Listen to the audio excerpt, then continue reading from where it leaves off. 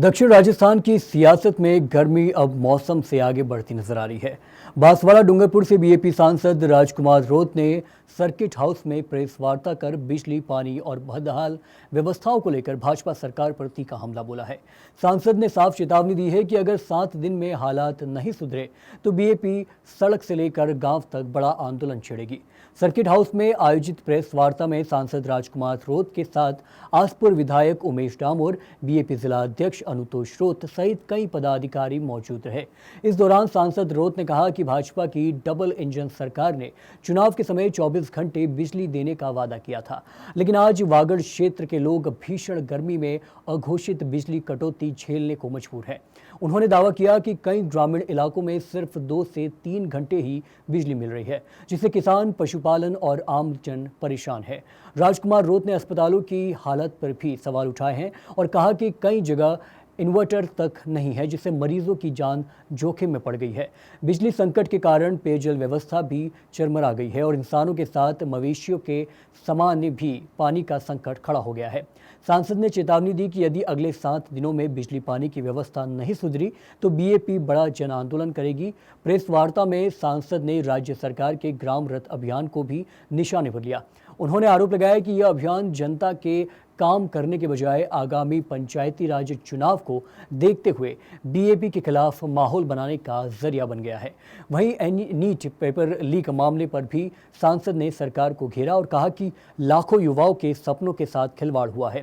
उन्होंने मामले में सख्त कार्रवाई की मांग की है। सांसद राजकुमार रोत ने एमपी लेट बजट को लेकर भी चिंता जताई है। उन्होंने कहा कि पिछले वित्तीय वर्ष का बजट अब तक लंबित है और नए वित्तीय वर्ष में भी राशि जारी नहीं हुई है, जिससे विकास कार्य प्रभावित हो सकते हैं। भीषण गर्मी, बिजली, पानी का संकट और चुनावी माहौल, इन सब के बीच बीएपी ने अब सरकार के खिलाफ आंदोलन का बिगुल फूंक दिया है। अब सबकी नजर अगले 7 दिनों पर टिकी है कि सरकार हालत सुधारती है या वागड़ की सड़कों पर सियासी संग्राम और तेज होता है। नमस्कार। विद्युत विभाग के वर्तमान जो डबल इंजन की सरकार में हालात हैं, मैं सरकार के लोगों को याद दिलाना चाहूंगा, जब 2013 के अंदर भाजपा के लोगों के द्वारा घोषणा पत्र जो दिया था उसमें कहा था कि 24 घंटे घरेलू विद्युत सप्लाई करेंगे। और आज ये डूंगरपुर जिला, बांसवाड़ा, प्रतापगढ़, पूरे दक्षिणी राजस्थान के अंदर ये हालात हैं कि 24 घंटा तो ठीक है, 5 से 6 घंटा बिजली उपलब्ध हो पा रही है ग्रामीण इलाके में। और कई ऐसे दूरदराज इलाके हैं वहां तो 2-2, 3-3 घंटा ही सप्लाई हो पा रही है। तो वर्तमान ये टेम्परेचर इतना है, 42 से 43 डिग्री तक टेम्परेचर डूंगरपुर में पहुंच रहा है, कई दिन तो 44 तक भी पहुंचा है। और इतने टेम्परेचर में ग्रामीण इलाका हो या शहरी इलाका हो, लोगों का रहना हालात खराब हो चुके हैं। और विशेषकर पीएससी सीएससी में 1-2 पीएससी सीएससी गया जहां पर इन्वर्टर नहीं है, जहां मरीज है वो लगता है कि वो गर्मी की वजह से, सरकार के फेलियर की वजह से उसकी जान जोखिम में डाल के वो बैठा, मतलब है कि जान जोखिम में जा सकती है। इस तरह से सरकार का इस बार फेलियर रहा है।